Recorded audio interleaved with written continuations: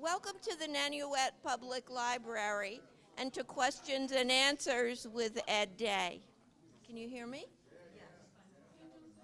Is that supposed to make noise? No. Oh. No, No, it's okay. just for that. Public libraries are civic resources dedicated to open access to information, which makes us an excellent place to have a dialogue between the county executive and you, the residents, regarding issues that are critical to Rockland County. So I'd like to thank you all for coming and to welcome Mr. Day again. Thank you. Thank you very much. I'm going to take that. Oh. Got it right here. Yep, I'll take that too. No, don't get nervous. I'm not getting totally undressed. That would empty this room out. No.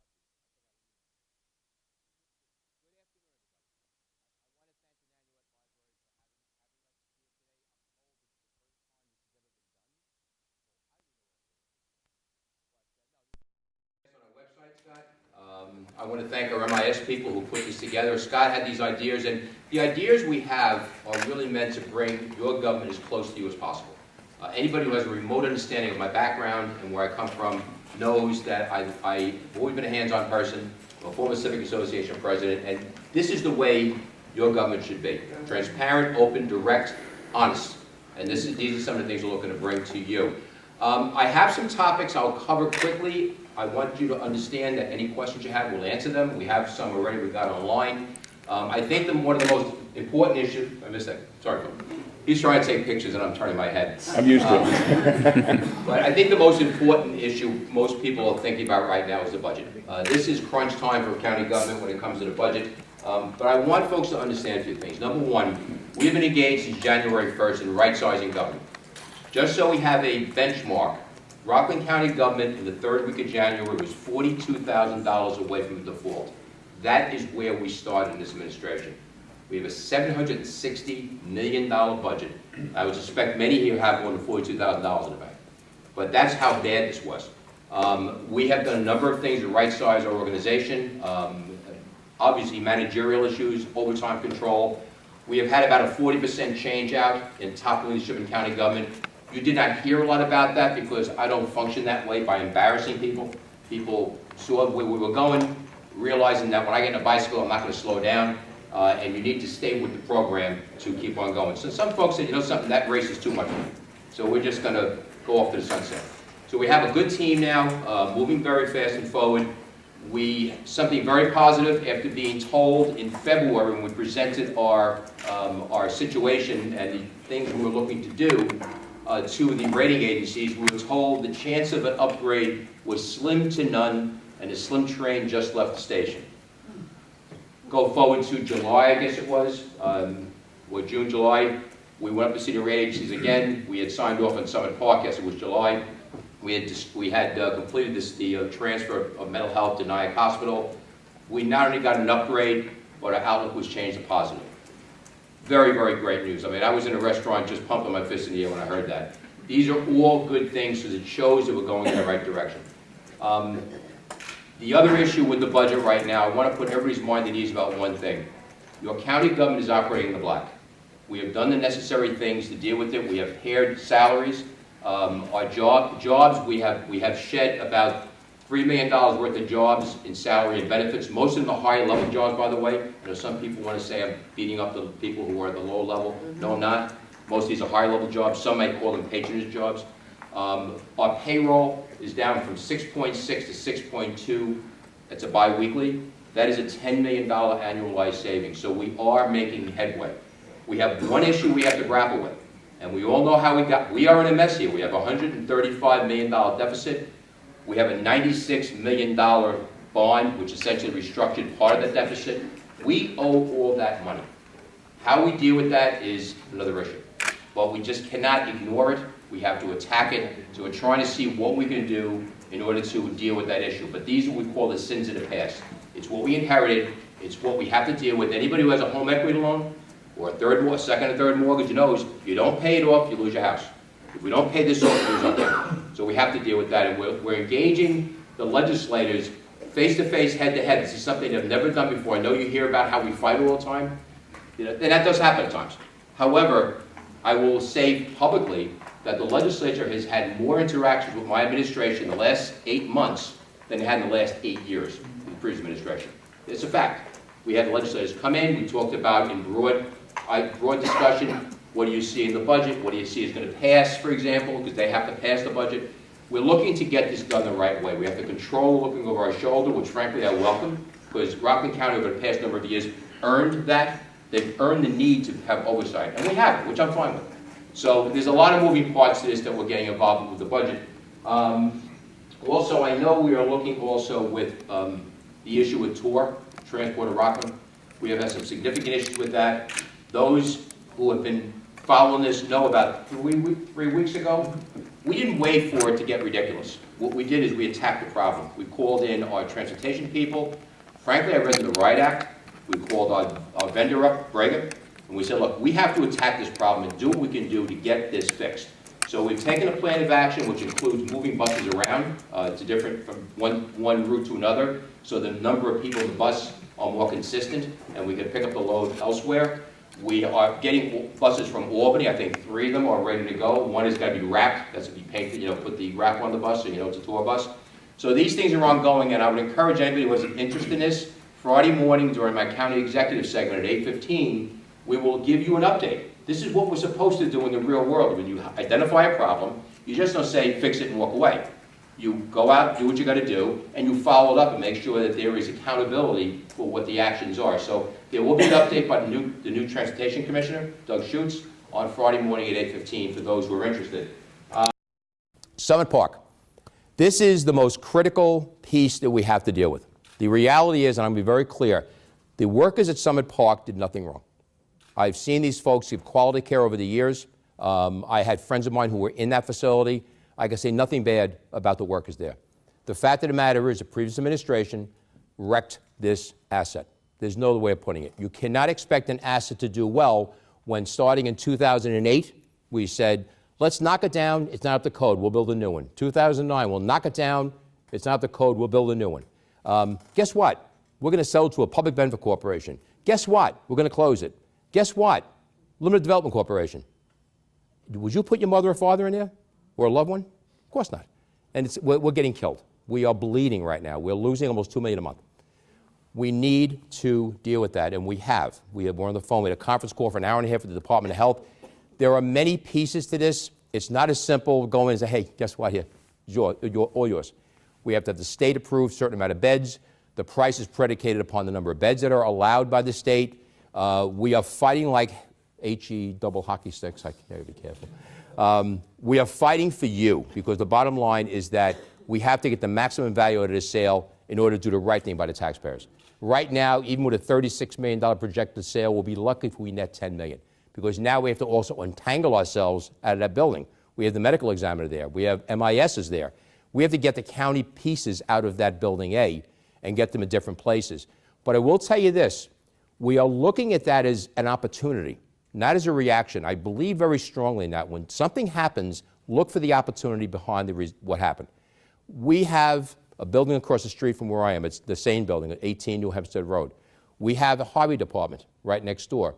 We have a large campus up in Pomona, which one building eventually will be owned by somebody else. It will continue to operate with the new owner. We're looking at opportunities to maybe compress the amount of space we have. Maybe we can sell a building and we can get some money that will go to the deficit. Now, these are the kind of things we're looking at. We're looking at 20 years out. Where should we be as we process through this sale? What can we do so years later, we don't have to go back and say, oh my God, we should have done this. We want to try to, we're looking at those plans right now, so that's another issue that's important. Charter reform, I made it very clear. I will say the legislative, people in the legislature and my staff and myself worked very well on the charter reform. There's no question about it. They brought a number of things into us. Some were problematic. We salvaged a number of them. We were able to change the wording so it was acceptable. But when it came time for my administration to give them things that we thought were important, we thought term limits were important. It's something I fought for every year in the legislature for the last 4 years. We thought the two-hat rule. We didn't believe it's appropriate for somebody who's an elected official to get a job in a town government or a village government. That's ridiculous. That just sounds like an illegitimate thing. And we also felt it was important that when there's a vacancy in the legislature, that an appointment not be made. You have the right to vote for your representative. When I first ran, I ran because of an appointment in 2005, and I won. Okay, I've never voted for an appointment since then. It's wrong. You have an election, the people should decide who's going to represent you, because that new person is going to get the advantage of incumbency. Right now, the gentleman who took my place, and again, not a criticism, it's a fact, he's done 2 mailings already since he's been there in January. He's working very hard, but what could he have accomplished to do 2 mailings in 8 months? That's your money. It's wrong. And this is where the problem lies. We offered these up, and what happened was for the term limits, I was told, I won't say which legislator, I don't want to get in trouble. I got Dan Moscato's in the back. He gives me the looks like, don't say that. We were told, we're not going to deal with term limits. It's too political. Too political? It's law in Westchester County. It's law in Putnam County. What do you mean too political? How about the 2-hat rule? No, we can't do that because too many people are in that situation. What about appointments? We don't want to cede that authority. So what am I doing here? So I said, look, unless we come to an accommodation, I actually changed the beginning date of the term limits to start in 16 as opposed 16 instead of 16, Scott? 16 instead of 15. This way, it would give whoever's in the legislature another term. They still said no. So I said, okay, fine, I'm vetoing the charter reform. My position right now is very simple. You'll be asked these questions on the ballot. I am encouraging everybody to vote no on charter reform and tell the legislature that you will consider supporting this when you include things such as term limits, which I know people want as a matter of routine. And this was not a matter of me saying, I think term limits is the answer to the problems of the world. This was about me saying, I want you to decide whether you want term limits. If the people in the legislature believe that term limits are not necessary, make your case to the people. That was all I'm saying. I want you to have the opportunity, and I would say to the legislature already in my veto message, I will take everything we worked on, we'll take it and move it on to next year. Let's add 1 or 2 things at least from what we want in administration is reflecting what you want, and then we'll do it again next November. Simple. So that's my message on charter reform. And, okay, illegal housing. We are taking steps now to deal with it from a different strategy. Unfortunately, in certain towns, the enforcement effort, the judicial effort isn't quite where it should be. I'll just let it go with that, okay? The health department is part of my strategy, along with other parts of county government, to eradicate illegal housing. I have a particular problem with fire traps. I'm a former NYPD cop. I am not going to wait till a volunteer firefighter goes into a building and dies. I'm not going to wait until we pull a family out, and those families typically are the ones who can least defend themselves. They're usually very poor, and they're typically taken advantage of because some landlord wants to make money. I will not accept that. So we are throwing everything we can at that. We already had some successes early. We have not publicized them because we want to make sure the full product is completely vetted out and we're getting these results we want, okay? But right now, as a matter of fact, tonight, there is an item on the agenda that I vetoed. It's the Legal Consistency Act. It sounds innocuous enough, and point of fact, it started off very simple. Gentleman had an old home. He rents the 3rd floor. There was no separate egress, and the town said, no problem, we'll grandfather you. The health department said, well, time out. Wait a second, you can't do that. You can't do that. The people on the 3rd floor have a right to live if something happens. So that's where it started. Now, in that narrow context, it's a discussion item. We get the law. The whole county's affected. So any town or village can turn around and say, guess what? This is an historic area. The whole village could be historic. Think about that. Think about what happens to your zoning codes. Now, this is not the way to do it, okay? That law was written not to address the problem. It was written, in my view, to expand the problem. And I vetoed it. So I would encourage you, when you leave here, call your legislators, and I hope you can support that veto. I think, did I cover everything? Well, I covered everything except the questions. You want to grab some water? Take a breath? Yes, yes. I don't take breaths. That's true. I've got a whole bunch of different questions here. Okay, there is actually 2. I'm glad you brought that up. Thank you. There's 2 vetoes that I just issued. One over the Brega bus washing contract, and one, she's smiling. I love people when they smile at this. I thank you very much. I wish other people would get this. And the other is the Legal Consistency Act. The Brega bus washing issue. Look, we're working very well with our vendor. There's no fights we're having. But I liken this to The kid goes to one of the parents and says, I want a video game. The parent says, wait a second, you're going to have a video game, but you know something? You need to go, clean your room, fix the backyard up, wash some clothes, and then maybe you can have a video game then. Do some work to get there. Okay, no problem. He goes to the other parent. Hey, can I have a video game? Sure, no problem. That's pretty much what happened. We were engaged in negotiations with the vendor to increase our bus washing, especially in the winter. Why? Because we want to look good. No more than that. It's a very simple thing. We're fixing up our plant. When you go to Allison Parish Building, you see nice yellow lines, you'll see the cement's all fixed. I want that done. You have speed bumps now so people don't drive and run me over. These are things, it looks good. Some of us in law enforcement understand that. You're dressed up nice and neat, and that's important. Appearances count. So some in the legislature seem to believe that if your vehicle gets dirty, it flames up like a Roman candle. Now, we all know we have cars. And I said very simply, I would say about 1/3 of the vehicles in Rockland County would be blowing up by February, including mine probably. It's ridiculous. Here's what happened. Very simple. The bus that went on fire was driving along its merry way with passengers. The bus driver smelled smoke. And he said, you know something? I better call this in. He called the dispatcher. You know what the dispatcher said? Keep going. Keep driving. No problem. We'll toast the customers. What the heck? And now somehow this all became an issue about bus washing. The bus was inspected 48 hours before the fire. It would seem to me if 10 years of crust was in there, somehow, it would have been spotted. We have not gotten a formal response back from the Department of Transportation as to what the cause was. We're told likely it was a maintenance issue. It happens. Accidents happen. Stuff happens. Dirt? Seriously? And here's the cost. Nearly $4 million. There's some car wash, I'll tell you. $4 million. And the car washing, by the way, the bus washing is done at Brager's facility. He paid $45 a pop. Do the math. It's a lot of money. $4 million, and this is driving people crazy in the legislature. Every point on your property tax for the county line, which is really the smallest line, it's like 7 or 8% of your bill, okay? Every percentage point is $1 million. So when I say it's going to cost $4 million and it means 4% property tax increase, it does. It's $4 million. That's the cost. And it's not federal money. I heard that line before. Oh, we have federal money for it. Well, first of all, federal money is tax money, number one. Is it not our local share? Do we feel it less? True. That money comes from the fact that we have 535 representatives who pat each other on the back all the time and say, yeah, I'll give you $10 million for that, you give me $10 million for this. New Hempstead Road was 90% funded by federal money. So there is a reason for it, but it's still taxpayer money. But the money's not there. The FTA, the Federal Transportation Agency, is not going to pay for bus washes. We're going to pay for it. So that's one veto. The other one, like I said, is the Legal Inconsistency Act. It just opens up a complete can of worms. We can accomplish what the legislature is trying to accomplish very simply without having such an overly broad law. That was probably going to end up in litigation because our county attorney has said straight out that the legislature is not empowered to change the health code. It's just not in their domain. Legally, they can't do it.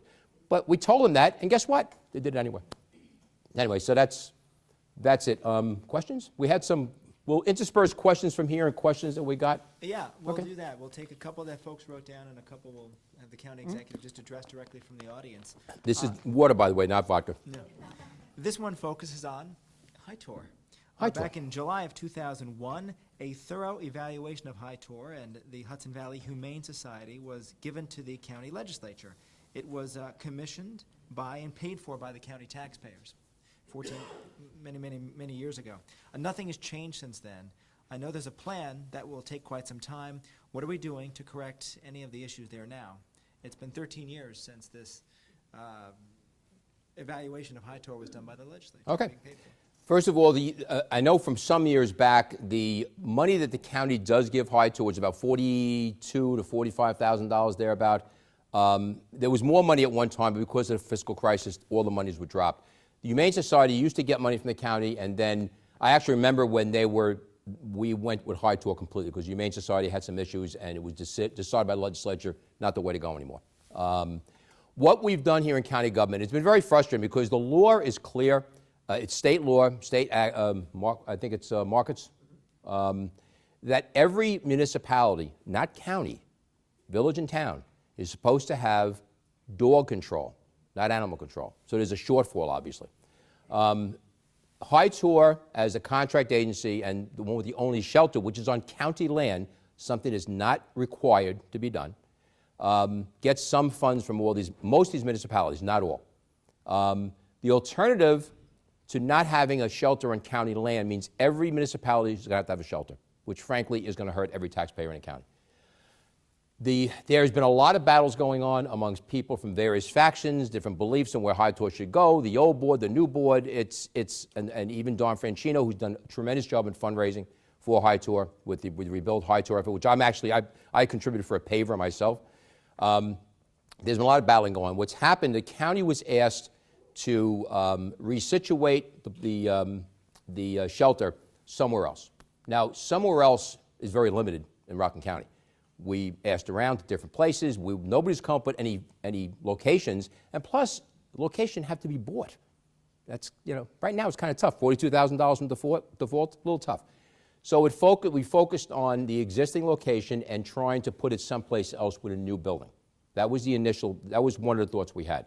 The first obstacle when I was a legislator last year, as far as I read in the paper, was that it was parkland, and as parkland, we couldn't use that land.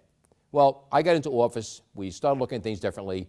We waited and waited and waited until, with hope, some peace would come amongst all the people who have a genuine concern for the animals, and that never came. It never will. I try to be optimistic. It was my decision at that point that we had an ability to resituate High Tour at someplace else. We did find a way of doing this. It's about triple the size of the facility now. We would essentially have the facility where it is now would become a parking area, and we would move the shelter out of that way in the back, and you'd have about 3 times the size, about 2 acres of land instead of where it is now. We signed a letter of intent, and what that basically says is we intend, as does the High Tour, that we will move forward in this regard. Most people were extremely happy. Some were not, and that's okay. That's called leadership. That's life. What I was hoping to accomplish, and I did, was a renewed focus on the plight of these animals. We cannot continue this way. Doing nothing is not an option. And you know something? The way I work in my life, doing nothing is not an option either. So my hope was this move would start generating the interest again, start getting people to talk again, and to an extent it has, just like when I introduced legislation a couple of years back to have a capital projects line introduced. It got people involved and engaged. I spoke to Don Franchino already. He's going to be coming in. There is now some people saying, oh, there's other land. Okay, well, I've heard this before for like 2 years. Where is it? Which town supervisor who told you that they have land is going to pony up now and do it? I'm open to any suggestion, but sitting still and doing nothing is not an option. So where we are now is we're going to move forward with the best interest of the animals. This is a public safety, animal control issue. So we're trying to do the best we can with extremely finite resources and go from there.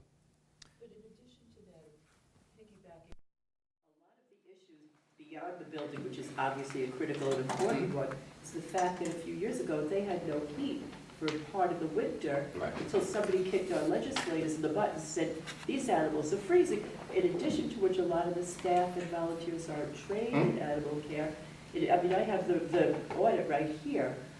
The way they were murdering the animals with the drug they were using was an illegal drug to be using for this. They were declaring animals dead while the auditor was there and their heart was still beating. And there's a lot of things that can probably be cleared up in the meantime while you wait for a resolution to this building. Well, here's the thing, it's very important. I've heard people ask me to come in and wave that magic, which I don't. My wife tells me that all the time, you're not Magic Ed. But the reality is it's a private organization. We do choose the agency who takes care of the animals, so we do have authority to some degree. We cannot change a board. We cannot tell them what to do. Can we throw them out? Yeah, we can do that. We can throw them out, then what?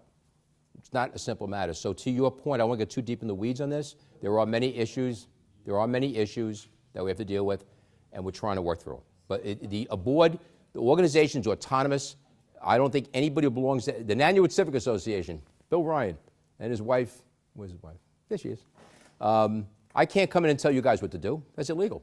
You're a separate organization, you're autonomous. So government can't do that. So we have to find ways of encouraging and, urging and working through it. 1 second, Lynn. Yep. Lynn?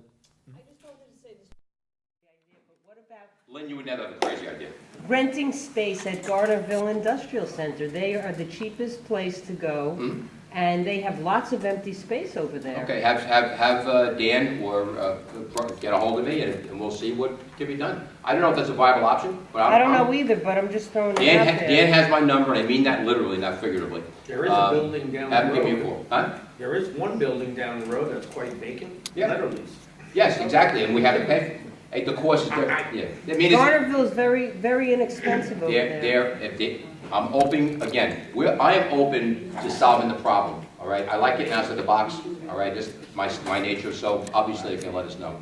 We going back? Yeah, this gentleman's question kind of dovetailed nicely with our next one. To replace Pfizer, Novartis at their sites, tax revenue, how much does the county stand to lose, the towns by their closing, and that's a big deal Okay. with Caleb and Okay. RBC. I said earlier about some of the things I'm looking to do. Writing our fiscal ship, economic development, preserving our county. Economic development, I am completely engaged in, okay? Specifically to these issues, Pfizer is not leaving, they are leasing. So I'm working with the towns and the private sector to try to bring people in there so we can have a vibrant tax base. Novartis caught everybody by surprise. I felt very honored that Mike Titulo from the Rockland Economic Development Corporation, which is a contract agency, and me were the only two people they wanted to speak to. They didn't want to speak to any of the politicians. And they laid out what was going on. They were concerned for their employees because many of them started when they were 17, 18 years of age, and now they were closing. And these people didn't have the skills for a new job. So we talked about what can we do cooperatively to get the workforce educated, what can we do to help you. And they were very clear. They said, I asked them, I said, why are you leaving? Is it the taxes? Is it whatever? He goes, you could offer us zero taxes, we'd still leave. This was a trademark issue for a particular pharmaceutical. They were going to leave. Obviously, it caught everybody surprised, like I said, but what we've been doing since then, we asked them very simply, would you partner with us to try to actively market the property? Because their plan, as you recollect, we're going to raise the facility in 2017. It'll be flattened because you know something? Why we can pay 10% in taxes as opposed to 100% in taxes if we take the buildings down. I said, would you be open to holding up on that? And they said yes. Cushman Wakefield has been retained to market the property. We've already had two companies go up there already to look to possibly purchase the location. So that's one thing that's been going on. Broader issue on business. Anybody here in sales? Ever been in sales in their life? Oh, Lynn, okay. I usually get more people raising their hand, but when you sell a client, do you ignore that client for the rest of your life? No, you go back to see the client once in a while because you don't want some other guy or gal selling that client out from under you. Common sense. We're doing that now. We're visiting identified companies so they understand that we care, that we want to work with you. Is there something you need? Is there something wrong? This is the salesman in me. What can I do to make your life better? Are you think of expanding? You think you're leaving? If you are, maybe we can help you. We've had a number of conversations with companies looking to expand and looking to incentivize where we can, if necessary, to help them do that because we want to create, for example, Par Pharmaceutical. And this is a good example of what can be done when you're engaged, when you are actually working to try to get something accomplished in a positive way. And it's not an immediate fix. Par Pharmaceutical had an application in front of Chestnut Ridge, which was a very restrictive village for proper reasons. Zoning issue is a very, very important. That's why they became a village. At times, there's not a nexus between the applicant and the organization here in the application, the municipality here in the applicant. There was a timeline that was important, okay? And the reason was if they did not get this done at a certain point in time, they're going to have to move some of their employees to New Jersey. It got back to me through the Rockland Economic Development Corporation. We went and met with PAR. I met with the mayor, Sam Presti, great guy. We had met the first time last year when he was running and I was running. I said, look, here's a situation. I tried to bridge that informational gap so they understood there was a time sensitivity to this application, and whatever you can do, it can't be just left to summer meetings for planning boards and zoning boards. Is there some way we can kind of get everybody together? And I got to do it in such a way that I'm not being a bully, that I'm not going in and telling you what to do. And I'm very proud to say they were looking for an August decision. They got a decision in September. And they got the parking lot. Not only did they retain the employees, they're bringing more employees over. These are permanent fixes to our economy.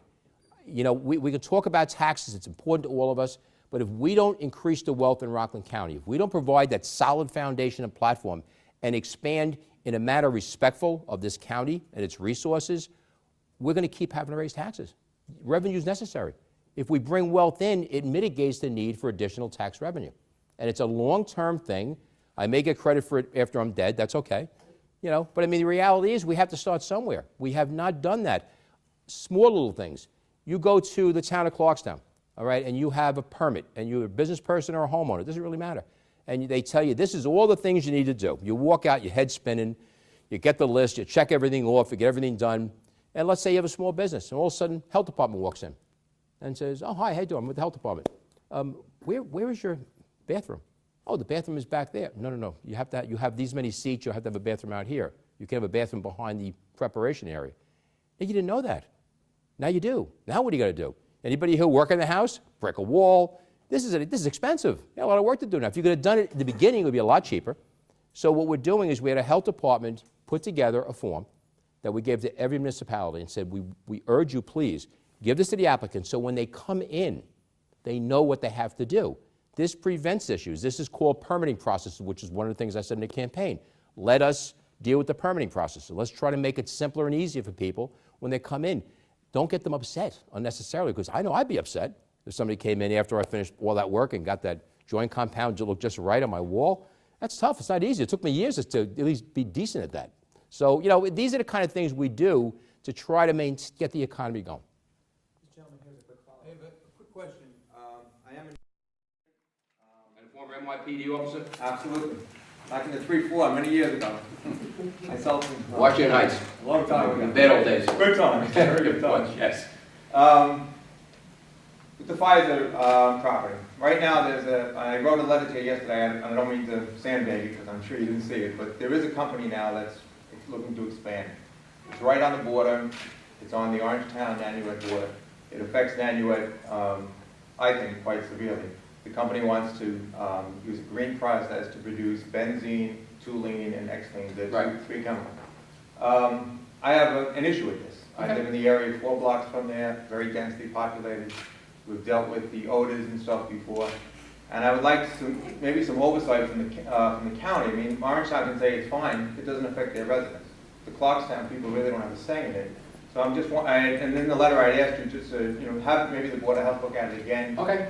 There are, I fear there's concerns here. I'm not, obviously, I'm not a Yeah, chemist. what road is it on? It's on Middletown Road. It's on County Road. The north, it's in the Pfizer property. It's one of the properties that Okay. they're leasing. I've been to the subdivision hearings, I've been to the planning board Right. meetings, I've gone to all these things. And there's questions about emissions. So it's been to the Orangetown, it's finished the process? No, they just started. It's preliminary, if I got a note here, preliminary site. Two meeting. things we can do to make Right. it easy. Number one, speak to one of your Clarkstown representatives, okay? Ask them to communicate with an Orangetown town councilman or the Orangetown supervisor. Right. So we know the concern is clear, Okay. okay? Secondly, if you would let Dan in the back or Kelly, let us know the specific information. Got it. And we'll have our county plan department. Right. We'll take a look at it and see if there's anything we can do. Just leave contact information. Okay, thank you very much. I appreciate it. We've got two specific road questions. One about infrastructure and one about speed limits. One about Duryea Lane, Yes, that's one you're familiar with? yes. The speed limit, I guess, not being enforced, great. Can we please enforce the speed limit on Duryea Lane? Not even a metal sign is in place. Okay. This is, I'm not sure who sent this in. That was me. Yeah, sure. I think Uh, it's a chronic problem. All right, so I'm familiar with the whole issue of the blockade that was put up, Samuel. And now it's pushing it back to you guys. Okay. I can tell you from the perspective of that blockade issue, that issue is in court. We are waiting for we're waiting for a response back. I followed up this morning when I saw your message, and I said, where is it? And they're still doing arguments or whatever. The judge still, this is from January. And so that issue is still going on. As it relates to enforcement, the enforcement on that roadway has to come from the town police. There are, I don't know if you might have looked at this already, but the town highway department also has traffic calming efforts. I don't know if you qualify or not, but that's actually on the Clarkstown website. If you see that your street will qualify for speed bumps and things of that nature or other traffic calming, but enforcement has to come from the town police department. So I mean, if we could do it, well, I would just say we'd send somebody over there. But that's the short version of the two issues, is litigation still pending. I have no idea. I don't know. I honestly don't know. What transpired with this, it became an issue where the town said we want to do something, the county says you are not allowed to do it, and now the attorneys have it. I said very simply, I don't want any more money being spent on this. Finish it up. I'm not spending your money anymore on this. Let's get an answer and the conversation. This goes back to the Legal Inconsistency Act. It ends up in litigation, and we have to have attorneys get paid for it. But I don't know I honestly don't know what the result's going to be out of the court situation, but I can tell you, as it relates to enforcement, you need to have the police there. They need to have something they can violate somebody with. So if there's no speed limit signs, probably one has to be put up.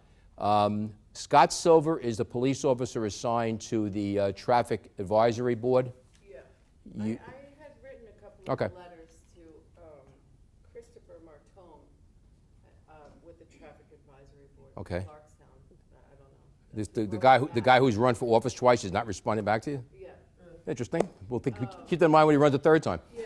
The first time he did, right, I'll look into it. Have you spoken to any of the town? Have you spoken to the town council people or the supervisor? Call 639-2050. Don't ask me how I know these things. It's Supervisor Gromack's office directly, and see. Let him start the ball rolling and try to give you some assistance on this. It just seems, they drag race on this road. Yeah. It's a double yellow line, and you want to go fast because there's nothing on there, maybe 8 houses, but No, it's you're a long right. stretch. But by the time these people want to avoid, now I have to go around Samuel, and then Newport has a speed bump and everything else to, encourage people to slow Right. down. They're, You're my gonna- house shakes. You're going to be looking at an effort that's going to involve the supervisor, the Clarkstown PD, probably community policing units. Bill Ryan could probably tell you about some of the success he's had with the community police department. Yeah. And this is Nanuet. Do you belong to the Nanuet Civic Association? No. You should. Sitting right, the good-looking man back there, he's the president. His wife is right behind him, so be careful. And I was the head of the Littleton Neighborhood Association years back. Okay. Being involved in a civic association is extremely important. This is your community, your home, all right? You have neighbors who have the same concerns. You speak with a voice, one voice with a bunch behind you. So I would certainly communicate with Bill and consider being part of the organization. But you're going to have a multifaceted approach. It may involve putting signs up, having a connection to your community police officer. You see something developing, making a quick phone call. It can be very successful, but you have to start organizing an approach to deal with it. So they're used to this. This is not unique to Clarkstown. Yeah, I know one neighbor did have a petition going, and it seemed like he got nowhere with Okay, it, so. Start off, get hold of Alex, talk to Bill, and help you strategize. I know that. I have an infrastructure question, County Highway Department. Sure. Yes. A road that I live on has not been paved since 1988, 2 water main breaks in the past 15 years. I'm not sure which road this is, county road. Who wrote it? Green Hill Court off of Convent Road, Okay, close to Duryea Lane. Yeah, okay. And Duryea's been like that for 40 years. Have you spoken to the town highway department on where you are for Wayne Ballard paving? refuses to see the 8 people who live on the block. There's 8 houses are on the block. He refuses to see any of us. I've called the Journal News. Have you spoken to Alex Gromack? Who was that? The supervisor, Wayne's boss. We have at one time during the meeting here, and it went to naught. I would Nothing really suggest happened. you see him again. He kind of blew us off like it was no big deal. I can't tell Alex what to do. Of course not. But 1988, I'm not going to comment on it, 'cause I know what the road looks like. It sounds very reasonable, but there is always a process of priority. so what would I do if Ballard, who won't see us, tells us that, well, here's the deal, you're gonna have to wait 5 more years? What recourse do we have since it's only 8 people on the Do you block? belong to the Nanuet Civic Association? The last annual restaurant meeting, I might have joined up. I Maybe don't- you might want to join this very nice-looking young lady. I will do that. And- But again, I'm not, I don't know the You can't comment on it? I know the situation, I can't comment. It would not be intelligent of me to comment on it. would Not that I've be- ever stopped me before, but, The fact that it's almost 30 years, or, 30 years. Is that a law being broken? I can't intelligently comment on the specifics, I really can't. And I have to go to. I would speak to the Nanuet. supervisor. I And certainly would Nanuet. consider being part of this wonderful civic association. And as the larger issue of the infrastructure, I told the county highway superintendent, I want the roads attacked, I want them paved, I want whatever capital lines we have to do. You deserve good roads. You probably have seen a number of the county roads are looking better. I made it very clear that we pay taxes, there are some basics government should do, and road paving is one of them. And I will give Skip Bizzetti and the highway department a lot of credit for getting out there as rapidly as it did. We're still working on it, but it's a priority to me because these are the basics you deserve as taxpayers. Yes. I've got a planning question, just switching gears a little bit. It involves one certain chicken slaughterhouse.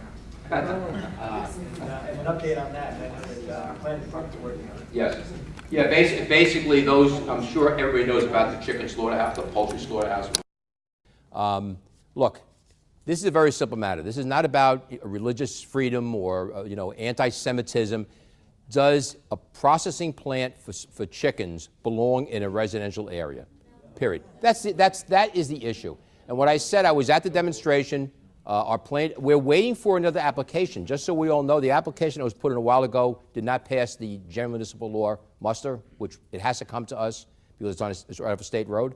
Our authority extends at the county level of government to the need for a supermajority vote at the village level to override us. That's fine, but the court of public opinion does count. We have actually looked, and I could probably share this now, we've actually engaged a number of other resources to see if an alternative location was available. And to be fair, we did that in cooperation with the deputy mayor of New Square.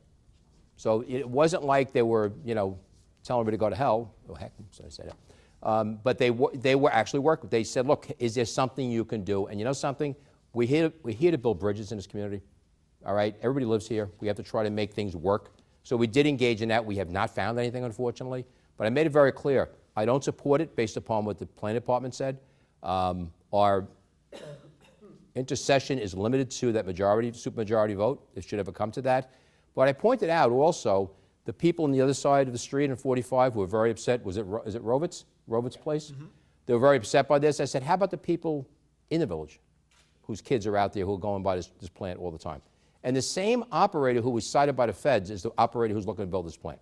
So I have a lot of suspicions, and that's just based on a background of being a civic association president. I've heard all these stories before from applicants, and sometimes they don't quite come true. I know it's shocking.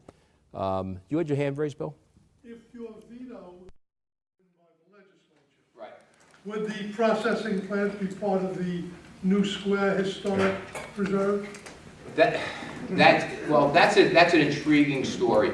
I don't think they'd apply that to a processing plant. They can do it anyway just by virtue of a supermajority vote. But what will be affected in every town, every village, the entire county, it's not about one village, the entire county. The way this law reads, you will bypass zoning. You will bypass egress rules that are already in the code. Because a village could declare, in part or in total, an area to be historic. And the language is not right. And you know something, that's what the administration is there for a reason. I have no problem working with the legislature to solve the problem. However, you're going to use words, especially when you have a bunch of attorneys in the legislature. They have to be accurate. You can't leave open things like that. So I don't think it would apply, Bill. But the bottom line is, they could, if New Square wants to build it, they need a supermajority vote in their village board. They need one vote. Sorry. They get one vote. Yeah. The rabbi tells them, Well, vote, and they vote. The village board has to vote, and I guess 4 to 5 have to say it's okay. One question, a couple of questions actually, on the affordability of the county for seniors and the tax burden. Affordability starts with making sure that your household budget makes sense, and we have a household budget in Rockland County. All right. The way you minimize the cost to the county and to the people who live in here is to run your house in a responsible manner. That is happening in Rockland County. Those of you who know me for a number of years have heard me speak about it as we were going down the tubes year after year after year. We're now at the bottom of the barrel trying to pull our way up, and we are. But you start by doing things like I said. You pare back your salaries. You deal with overtime. Your organization runs efficiently. You don't add cost to government. Also, we look to partner with towns and schools, because the reality is, if I do something, let's call it A, and A has a 5% impact upon my budget, that 5% impact magnifies by fourfold when you look at a town budget and tenfold at a school level because the tax percentages are higher. Your school taxes are 50 to 60% of your bill. Your town is about 25%. Your county is about 7 or 8. So if I can take action that relieves some cost at the town or school level, it's better for you. And we have, especially for the seniors. The seniors, look, I'm 63, I'm a senior too. You know, my feeling very simply is that, you know, you've invested in this community for a number of years. You built this county. You deserve a break, you know, and seniors by definition typically are limited as to what they can do to protect themselves and defend themselves against increasing costs. So it becomes even more crucial that we do those things. So, but the way we started is by making sure that we are not exacting overly high cost upon our taxpayers, which is one of the things we have been doing right now. One final question about the hospital, nursing home. By the end of 2015 to 2016, would this facility be no longer on the county tax rolls? Okay. Here's where we, again, I went to some degree into this, and I think I got off beam. We have a signed agreement. We haven't gone to closing. Once we go to closing, the new buyer owns it. We have 2 pieces of litigation. The CSEA has sued. Also, we have litigation from one of the bidders. Frankly, we find, in my opinion, I have to be very careful about this, I find what's been going on, in my view, as collusive. We are countersuing because what's been going on essentially is the delay that's been going on costs everybody money. Remember I said we'll lose almost $2 million a month? Time is truly money.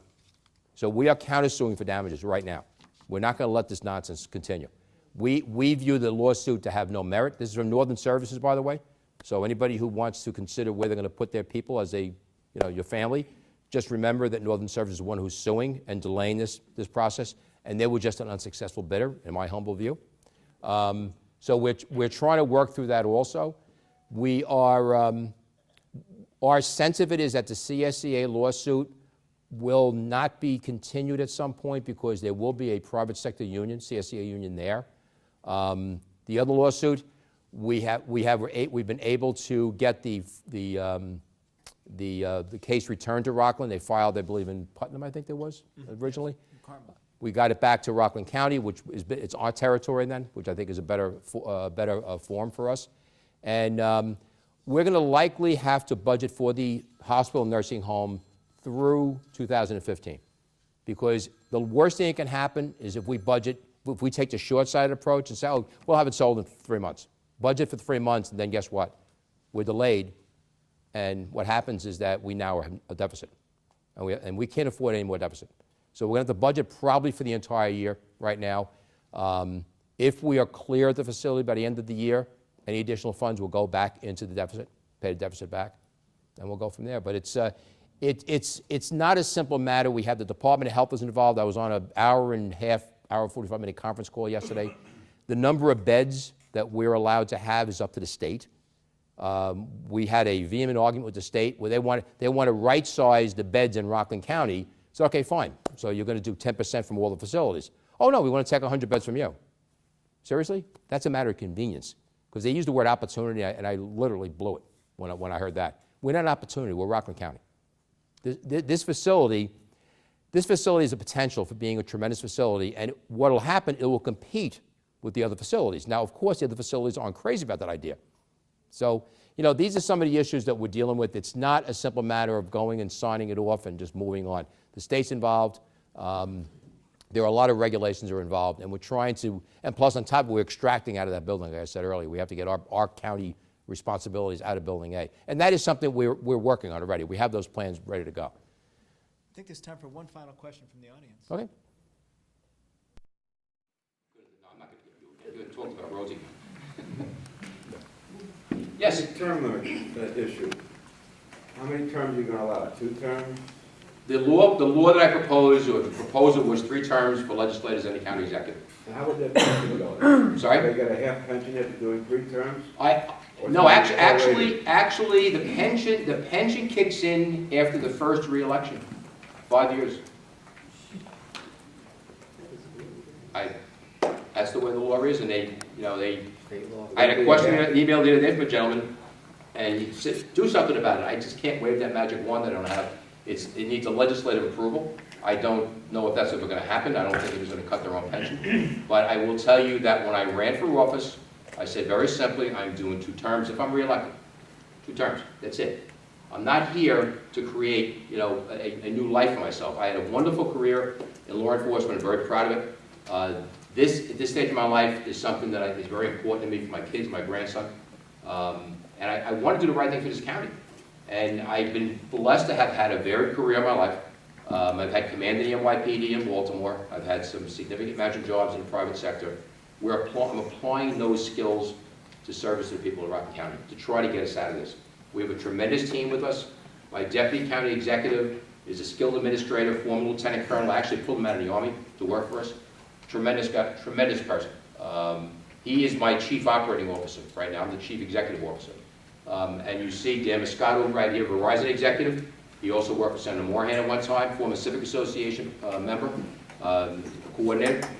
Scott Salato, he has an idea what party he belongs to. Scott Salato came from WABC, from the private sector. I've stolen a lot of people, not from the political world, I stole from the real world. And they're all working together to make our lives better. And I'm very, very proud of this team. It's busy every day, we're working hard every day. Friday afternoon at 6 o'clock, I'm still smiling, so it can't be that bad. But it is it's important. And I'm very proud that the people selected me to do this. I genuinely appreciate people who have come up to me after being in office 9 months to thank me for what I'm doing. I don't think anybody understands what that means to me personally. It's a tremendous feeling to have that gratitude shown to you. So I will continue to attempt to earn that trust from all of you every day. And I'll continue what I'm doing right now to try to make this our life a little bit here in Rockland and put us on the road to become the great county we know we are and that we're going to return to.